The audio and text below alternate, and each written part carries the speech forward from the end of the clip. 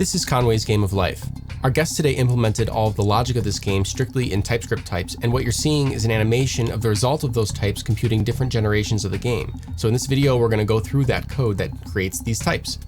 This game has captivated hearts and minds since its creation in 1970. The rules are simple, but the outcomes are mesmerizing. If you Google it, you'll get this fun little animation. We hope you enjoy this one. We've been wanting to do more fun little TypeScript science projects like this, and this one's a deep topic because there's lots of little cellular automatons you can construct with the game's rules, ranging from simple and fun to horrendous monsters that dance off into the sunset.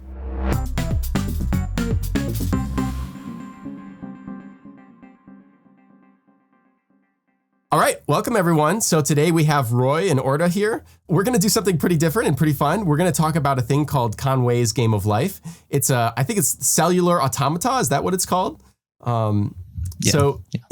So this is a long-standing thing. It's very old and it's a computer sciencey thing. But Roy here implemented it in the TypeScript type system. So Roy, could you? Well, actually, let's start with you, Orta. Would you mind introducing yourself, and then we'll go to Roy. Hey everyone, I'm Orta. I was on the TypeScript team and then got distracted by something else once I largely finished doing our documentation. I'm a big fan of TypeScript as a programming language, generally speaking, and I think a lot of people assume I'm much smarter than I am simply because I'm very broad in my knowledge of TypeScript. So I really enjoy going in and figuring out new things and trying to see why and how people build things, and especially how they learn to build things. That is always an essential one for me. Awesome. How about you, Roy? Yeah. Hey everyone. I'm a third-year computer science student at the University of Waterloo. I've been working with JavaScript, TypeScript since I was in middle school, so almost 6 years or 7 years now. So yeah, that's awesome. I'm the one who made the Game of Life. Nice. I think that's officially most of TypeScript That's actually about history. as long as I had been doing JavaScript. Yeah. Yeah. That's great. So yeah, I mean, just walk us through this. What was your inspiration for doing this and how did you start? Yeah. So, well, one day I stumbled across something called type challenges on GitHub. And basically it was just taking the TypeScript type system and using it to do all sort of crazy stuff. So for example, you can parse query strings at compile time, and that was one of the hard problems on the type challenges repository. So yeah, I got really interested in learning about the TypeScript type system ever since I found out that it was Turing complete, and you could basically write entire programs inside of the type system. So as one does when they discover that something is Turing complete, they built Game of Life. So yeah, that's what I did. Awesome. So where did you start off on this? We can jump into the code if you want, or how did you start approaching this problem? Or was this the first one?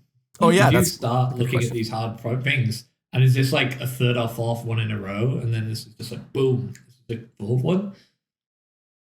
I actually messed around with TypeScript before I encountered type challenges, so it wasn't I was a complete beginner. I just jumped straight into the hard ones, and then when I should make Game of Life. Wow, amazing. All right, well, show us around. The way I approach building these sort of functions in TypeScript is just thinking of it as a functional programming language. So, and that's basically what it is. It's just a ton of recursion, and it's a little bit, you can think of it as a primitive language where you can only sort of just recurse and then do only ternary statements if you want most. But it turns out that's essentially all you actually need. So yeah, so basically the way I approach most of these TypeScript problems is just thinking of types as functions, and I just think of the TypeScript type system as a sort of primitive functional programming language. So we can do things like recursion and ternary statements whenever we want to introduce a conditional. And so yeah, so the main function starts at evolve, which is actually a type, but I'll refer to them as functions from now on. And sounds good. The generic type parameters are essentially the arguments of the function. And TypeScript's essentially like the entire type system, and like that enables us to do all this crazy stuff revolves around generics. So this evolve function, I don't have any documentation, but evolve takes a board state, and a board state is defined as just an array of cells, and a cell is either X or dot, where X represents a live cell and dot represents a dead cell. Mm-hmm. And so some examples of like valid boards are like this Gosberg glider gun, which is pretty classic state you can see. Oh, there's like a I just copied it here. Oh, interesting. There's like a state of Conway. Yeah. Could you show us that? Yeah, sure. I'm a big fan of like the Conway's game of life stuff. I used Cloudy Conway was this great Twitter account I used to follow that would just show things like this each time. Oh, interesting. So I didn't even know there were. This one, it creates like a bullet that basically gets fired. Yeah. So it has like a sort of initial state. Oh, I don't know how to pause the image. You stack image. Yeah, no, that's okay. I see. Yeah. So this is like essentially the same as this. Oh, okay. Cool. Yeah. And then it just sort of like loops infinitely. But okay. Yeah, so all this right. So we start off by calling like the evolve function, and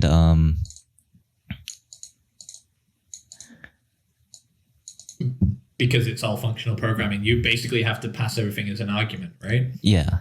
And then the evolve function just calls a bunch of other functions like independently. So essentially I just like evolve each row one at a time. And because the TypeScript type system has no concept of math, I frequently make use of this pattern where I have a argument that extends an array of zeros, and I initialize it to an empty array. And then this essentially acts as like a sort of counter. So an empty array corresponds to 0, an array with 1 0 corresponds to 1, etc. And then you can get the value just by using the length, because that's known at compile time. Where do you create? Can we look at the tuple? Can we look at the creation of an empty board? Like, how do you start the board, or how does it begin? I mean, I guess you hard coded it with this type. Oh, okay. String to board. Oh yeah. So it takes it's just like a convenience function for testing.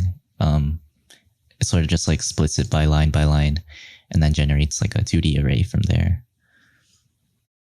Oh, okay. So I love this. I was in the room when a bunch of these like infer L's and infer rights were being made, and it really is just like a split on a string being called in the type system. That it's just like, but because it can cleverly split even the template, it knows which side to sort of move in these binaries. Some really interesting. Type foo behind the scenes. Infer is like, when I first learned about it, it was like magic. Like I still don't really entirely understand how it works, but it's very convenient. So this is lopping off the string one character at a time, and then checking to see if we hit the end of the row. If it does, it starts a new row, and if it doesn't, we keep passing that. What is it? The rest, and then L. Okay, so we start. Okay, so you're just kind of like you said, it's a 2D array. So in the guts of your code from that point forward, it's always working with a 2D array of like an array of arrays. I mean, Okay. An array of cells. So it's just the same as like the definition of board here. Yeah. So it never thinks about the string anymore. That just takes it straight out. Yeah. Oh, I see. So that's what this blinker one is on line 144 is it's like, you can make, I see. So that's kind of nice actually about your program, that you don't ever have to kind of give it the parameter of the like height and width of the game board. It's inferred based on whatever gets delivered. Yeah. And that actually took quite a lot of work. Like getting a valid index for the row or the height. Essentially, like it's just all in this type here, valid index. It's just just 4 short lines. It's a but gnarly type. I have no idea what's going in. Looking at it. It's pretty arcane. I had to go through a lot of iterations to make get all of the type errors out, because TypeScript was constantly complaining about like, oh, this is probably like not a valid index, and then there's a bunch of red lines. Right. So, I mean, look at that. You're excluding from the key of array on that second one any string that is a number. Yeah. And so you're then seeing if that you're excluding key of array, and then you're excluding all indexes from the array, and then you're seeing if that extends the inferred inner string, I think. Mm-hmm. And if that is what it if it's a thing, then it returns the n. Yeah. But if not, then you get a nothing. Yeah. Basically, we have like the 2 exclude because I think I tried like pick or something, but it didn't really work for my purposes. So it's just like sort of taking all the like this first exclude, it takes all of the non-numerical properties, like all of the everything that's not an index. So like length, pop, push, and then it does another exclude and gets rid of all of those. So all we're left with is the indices. And then this sort of infer and extends number allows us to like convert, sort of like parse and convert n to a number. Mm-hmm. And then we just return n there. And then this is a union type of like all the valid indices for the array. And is this for indices like as in rows or columns? I guess you could use it as either. It works for both. Okay, cool. Wow, that's a actually like kind of useful type now that we're talking about it. Yeah. Okay, and then where do we go from? Where can we look at a place where that's used, or is it up next? Sort of. It's sort of you have just these used row index of and col index of. What are these guys doing? Yeah. So it's essentially just like a wrapper around valid board state, so I don't have to repeat it too much. But it essentially just tells TypeScript, or it's like sort of coercing the types into what could be a valid index. So if I just gave TypeScript like a number to work with, it would be like, this is like, how am I supposed to work with this? Mm-hmm. A -1 index isn't valid. A 1000 index isn't valid, since this array only has like 20 elements. So like I have to coerce that set down to like just what's valid. So just like the numbers, integers from 0 to 19. And then TypeScript is finally placated and doesn't give me any red lines anymore. So maybe find a place where I use this. Oh yeah, you use it a lot. So here in the evolve function, it's basically everywhere that deals with coordinates, because whenever I deal with y, it has to extend row index, and whenever I deal with x, it has to extend col index. Yeah, I see. So for example, because you have to be able to function, look above. Oh, so that means So that means can I try to read this code on 92? So what you're saying here is, if I'm trying to look at an index that doesn't exist, then just exit early and return the current board state. Yeah. Is that it? So you can basically think of this like a for loop that loops over like all the like the union of all the indices. Like it just and then once it once it exhausts that set of possible indices, it just returns like what we built. Okay. Oh, this is the default case of the recursion. Code like this is just, you just love to have some sort of real debugger into this, right? Where you like have a step through something that like lets you hook in and say like, what actually are the types that are going through this right now? Especially in a closed environment like this.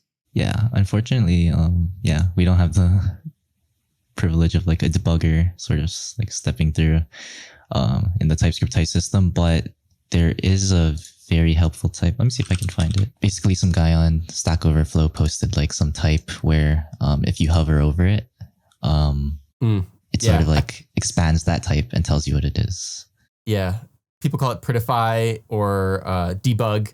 Sometimes it's called. I think I know the one. A lot of people call it a lot of different things. I guess Matt Pocock has a thing on it, so let's use his. Is it this? Oh, I see.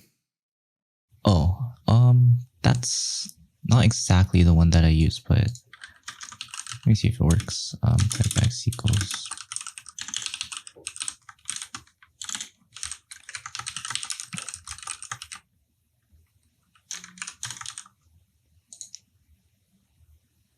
Oh, yeah, that. Yeah, that works. Yeah. So if I hover over the type here, it just shows us that it's 0, 1, and 2. So those are the valid indices for the blinker thing, which is a 3x3. And if I can also like get the column by just doing blinker 0. Also should expand to 0, 1, 2. Yeah. So this is basically our only way of debugging things, but it's very useful. And 2/ commands. Yeah, have you used 2/? Oh, I haven't actually. So like this? Somebody did mention it. Installed, yeah. Oh, you don't have it installed. Okay. Then print it in your editor. You should check it out. Wait, you got to see 2/. Okay, well, another time. But yeah, that's cool. There's this really super cool thing. Can't remember who made it, Orda, but it was someone cool. No idea. Just kidding. Yeah. Orda. Well, a lot of people were involved, but Orda was the ringleader, I'd say. Yeah. It's cool, but yeah, I agree. It would be nice to have some better debugging tools. The reality of why there isn't better debugging tools is because none of this is like, there's no intermediary format for any of this stuff. Yeah. Not like X doesn't exist until you ask for it. It's kind of like a quantum, one of those quantum Schrodinger's cat that are alive or dead. Yeah. Yeah. Until you look at that X is never defined realistically. Yeah, I actually built this all in I didn't do it in VS Code. I just did it in the TypeScript playground. So I didn't really have any extensions. And no, that is in the. Yeah, you named the one thing that's in there by default. But that's okay. So keep us going through it. I want to let's start from the top actually, if it's okay, one more time, because I'm already just a tad lost. So if we go to Gospel Glider Gun, we go to string to board. And then we get out from that an array of arrays. I can hover over it and see. Okay. And that's our like game state being seeded. And then now we do, print board evolves it. Is that right? Print board, this is just printing like the initial state. So if we hover over this, it gives us like a string.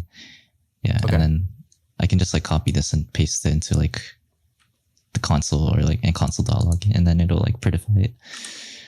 But the evolve n function, the evolve and evolve n functions are what actually like evolve it. Evolve n is just sort of like sorry. Yeah, no, show us. What is the second parameter? I'm wondering. Oh yeah, it's just how many times we need to evolve. So evolve just calls evolve n just calls evolve like n times. So if we pass 1, it evolves once.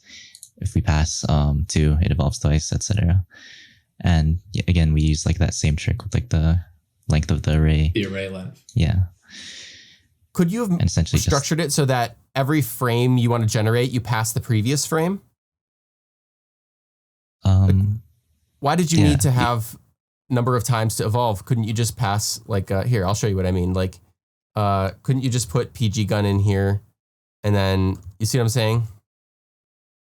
Oh yeah, but it just made it easier to copy because like. Oh okay. Okay. Yeah, there's like 30 lines here, so I just need to modify the number. All right, great. I guess for debugging, that makes a ton of sense. I think under the hood, it does take, that is actually how it works. It does take the old one and pass it into the new one. Yeah. If you weren't using the evolve n function, you were basically creating that structure. Yeah. So this is actually a little inefficient because it's not like reusing the results that we already calculated, but it also does let us like go straight to 30 without having to do all of these first. Oh, okay. That's a great reason. It is doing all of those under the hood though, right? Yeah. Because it's recursing 30 times inside that function. So if you had 31 and 32 available, it would basically do it 60 times. Yeah. Basically, there's no like concept of memoization or something. Yeah. So yeah. Wow. But Okay. it is surprisingly efficient. That's a great reason. I'm glad I asked, actually. It must make it easier to debug. Okay. So that's the first part here. And then we do this. Okay. Evolve N is the entry point, but then we have evolve. Okay. So let's keep going and look at evolve then. Yeah. So as we mentioned before, this is sort of like the ternary condition. Like we just have, like this essentially just goes through the set of valid indices of the rows. Because when we're like iterating through a 2D matrix, we go row wise first, and then we go column wise. So this just keeps calling itself. We need to keep track of the original board state for some reasons I'll mention later. But yeah, essentially what it's doing is it evolves it row by row, and then it sort of just builds it up. So current board state is like what we're returning, and it starts off as an empty row. And as we go through the first row, we sort of just append the new evolved row onto it by using like the spread syntax. And we also increment our index. The counter. Yeah. Does the algorithm for Conway's need to know about a row that comes later? Or After. Yeah, after? What's the execution order, I guess, of Conway's? I don't really know. Oh.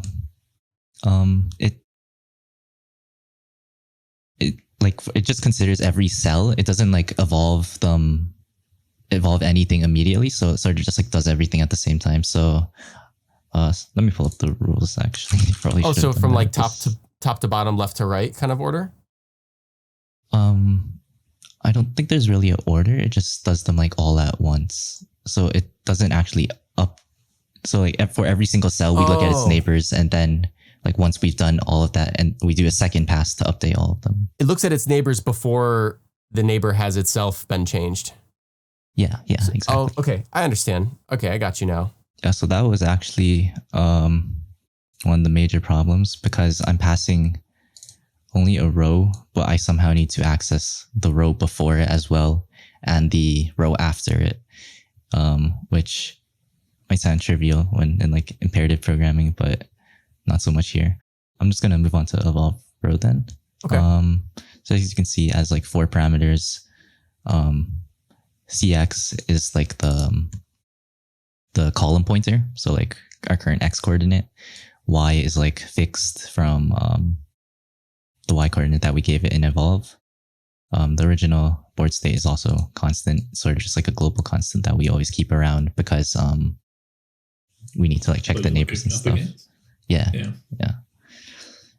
And current row is like the new row that we're building. And similarly to evolve, we just sort of have like this one condition, and it just calls itself. And otherwise, when we run out of column indices, it just goes on to the next row. And it's basically just doing the same thing, building the row like one cell at a time, and then delegates the work of evolving a single cell to the evolve cell function. And the CX length is the X coordinate, Y is the Y coordinate. And then we pass the board state to tell the evolve cell like how we should be looking for it. Oh, wow. So this is amazing, because I know enough about Conway's to know that this evolve cell function is the hardest part, or at least should be the hardest part. But because of all the stuff that you created before this, it actually looks pretty straightforward. Yeah. So like I have a is live helper that basically just like, is it X? No, otherwise return false. Yeah. And yeah, so Conway's like the evolution state is based on how many live neighbors you have. So I think so the rules are basically explained in this function here. If the cell is dead, then check if the neighboring has 3 neighboring alive cells. Because what CellState does is it returns the number of live cells that are surrounding the current cell, and that's what these each of these are. It just like counts the number of true elements in here, basically. In that array. Yeah. I'm excited to see the CountTrue. Okay, but we gotta stay focused. But that looks really cool. Yeah. So yeah, if we have a dead cell, it counts like the number of alive neighbors surrounding it. If it's 3, then it becomes alive. If it's not 3, then it remains dead. Otherwise, if the board state is like alive, like the current cell is alive, then we check if the number of alive neighbors is either 2 or 3. In that case, we make it alive, or like we keep it alive. Otherwise, we kill it. And then the sort of never case is just like something that TypeScript requires. Like it should theoretically never happen. Interesting. Okay. So if it has 1 or 4 neighbors, well, no, it would never have, 4 neighbors. If it has 1 or 4 neighbors, because we're not talking about diagonals, right? Yeah. So yeah, diagonals included. Oh, it is. Oh, yeah. Sorry. Yeah. Sorry. Diagonals are included. Oh, wait, because we have 8 conditions here. This is like that. There are 2 main sets of rules, but then there's a bunch of things that happen if nothing happens, right? Like if you're on a dot and there's nothing around it, nothing happens. Hmm. Okay. All right. Well, let's keep go. Let's go then and look at CellState, because it seems like this is where this gets even more fun. Yeah. So essentially it's just like brute forcing all of it, like the 8 neighbors. So this is the sort of top left. This is like the one right above. This is the one to the top right, and then just sort of goes like clockwise around like that. Yeah, so this is where I actually had most of the issues with the column indices, because I would get like a crap ton of red lines going like, oh, sub1 is like, could possibly expand infinitely. And I was like, what does that even mean? So I had to keep like revising my valid index type until, and as well as my sub1 and add1 types, until TypeScript is happy. Yeah. Okay. And are these just regular addition? Yeah. Are these regular add and subtract functions, or is there anything specific about your code that you had to put in these? Let's look at them. Yeah. So, add1 specifically has to take a second, argument telling you what's the acceptable, what's an acceptable value, because we need to know the maximum. We also need to know the minimum. Actually, we don't need to know the minimum. The minimum is always 0, but we need to know the maximum. So like if we have like something of width n, and then we try to add 1 to it, like TypeScript should not let it, or like this type shouldn't let us do that. It should just return -1. And -1 is just sort of like the sentinel value that I'm using for an invalid index. And TypeScript automatically knows that when you take like the -1 index of something, it just returns never, I think. So I didn't have to worry about that. I guess if it's on a tuple, you can never actually get a -1 index. You can never get a minus index at all, because tuples don't allow that. Yeah, exactly. Yeah. So TypeScript. Did you see, by the way, this is a total aside.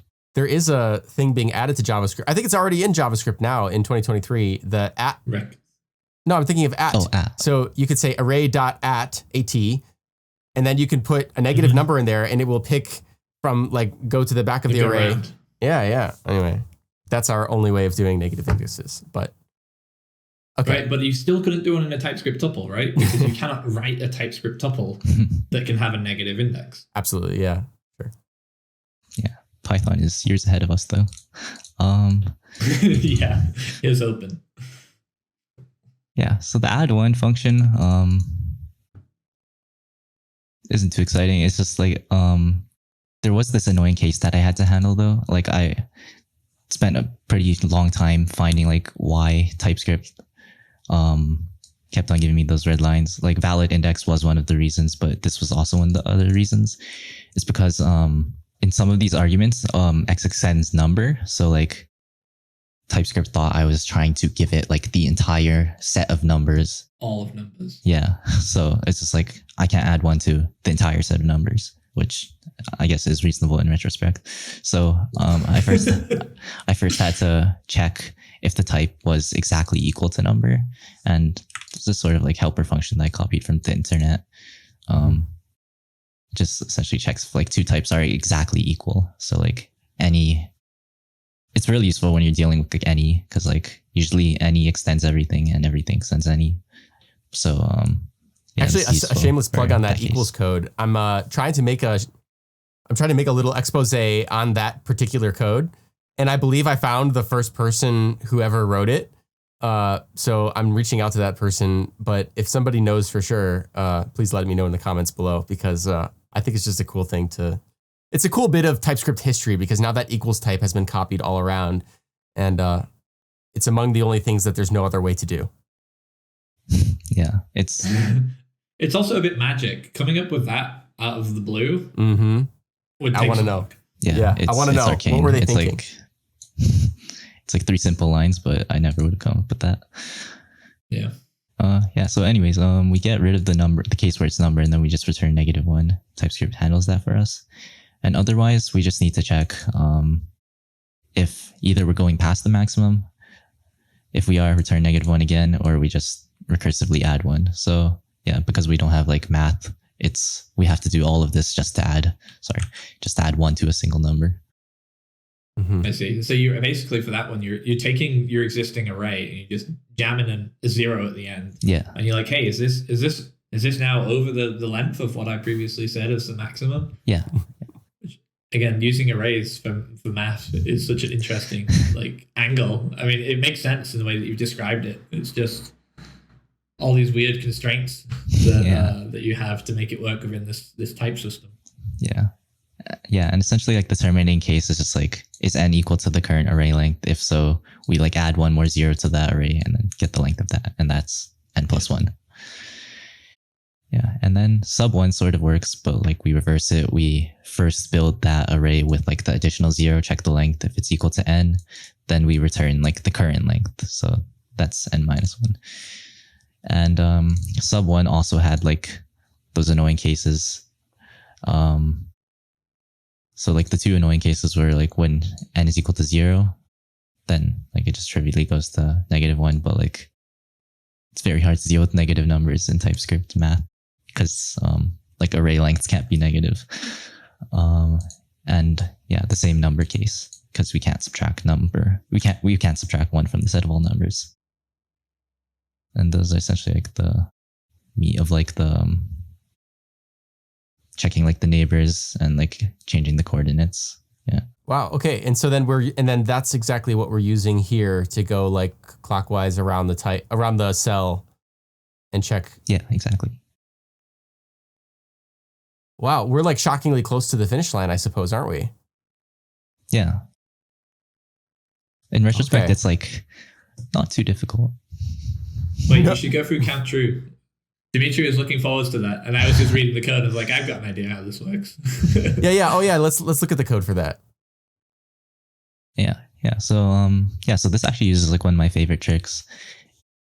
It's sort of similar to like how we did, what was it called? The string to board, where we like sort of split it by like the first element and then we take the rest. And this is actually like a common pattern in like functional programming, where we take the head and then like the tail is like the rest of the arguments. That's basically it. Like L is the head here, and R is like an array consisting of the rest of the elements. And essentially we just like go through each of the heads, and then we just keep making the array smaller and smaller until it's empty. And then we build along that counter array as we go. So if our current head is true, then we like increment our counter by 1. Otherwise we just leave it as is. And then when we have no more elements left to go through, it just returns the length. It's super elegant. It's very functional programming. Yeah. I really loved like the infer like syntax that and like the extends infer stuff. It's very helpful for like the type challenges. And then, I mean, I think that recursion is kind of the bottom of the recursive call tree, isn't it? Like from here, we bubble back up and check the next cell and then keep going to the next row and column. This is the hottest path in the whole code base, I guess, right? Yeah, basically. Wow. Okay. Is that it? Did we cover it all? Great. Yeah, that's it. It's pretty short. It's actually just only 102 lines. That's incredible. Well, I don't know. I just love this, and I love I love seeing things like this done. Not because what's the JFK quote? I'm gonna mess it up about going to the moon, but not because it's easy, but because it's hard. Because we should, but because we can. Yeah. I think So- that's about it. Yeah, it's really spectacular. What did you think? I mean, were there points along the way when you thought maybe this is not possible? Yeah, I actually got like a bulk of the code done and before the first hour, and then I stumbled across like the indexing issues, and I'm like, oh boy. And then I spent like 2 hours on that, and then like I was like on the brink of giving up, and then just like going like, okay, you know what? It prints the right output anyways. Like I should just ignore these red lines. But then, yeah, I just decided to power through. And the next hour, I just like completely rewrote the valid index sub1 add1 functions, and then found out the edge cases, and then now there's no more red lines. Wait a second. So are you telling me that you did this in one day? Don't tell my boss, but it was actually like during the last week of my internship when I had no more tickets left, and then I just did it at work. Classic. You just then posted on the company Slack. You're like, have you seen this? That's really cool. Well, I mean, that's one of the things that I think internships are good for, actually, is like encouraging curiosity.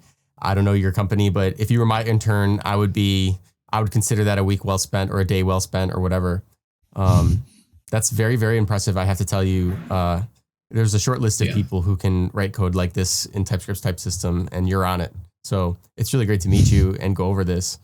Do you have any plans for the future? Is there like another thing? Are you going to implement Snake in the TypeScript type system next, or Pong? I was actually looking to implement like a chip 8 emulator. So sort of like a very primitive, like arcade retro style, like game system. Mm-hmm. But I think it's simple enough since it only has 8 instructions, I think, as in the name. Yeah, I haven't actually looked too much into it since I'm being swamped with homework right now and exams. But yeah, it's definitely something I want to try for in the future. You have a bright future ahead of you. I can tell already. Where can people? Do you have any other wrapping up thoughts or any other things you'd like to share about this project? Oh yeah, sure.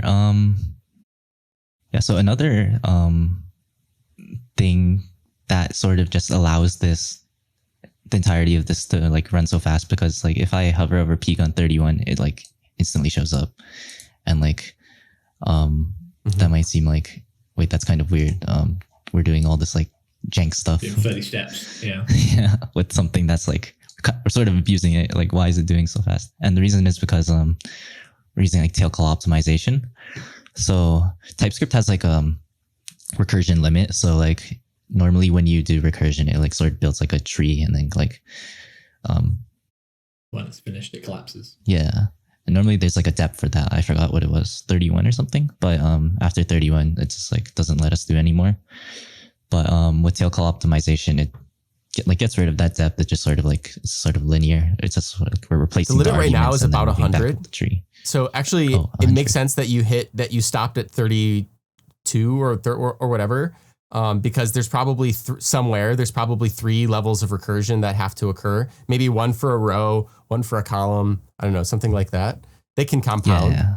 So that 100 it gets limit big very quickly. Mm-hmm. Yeah.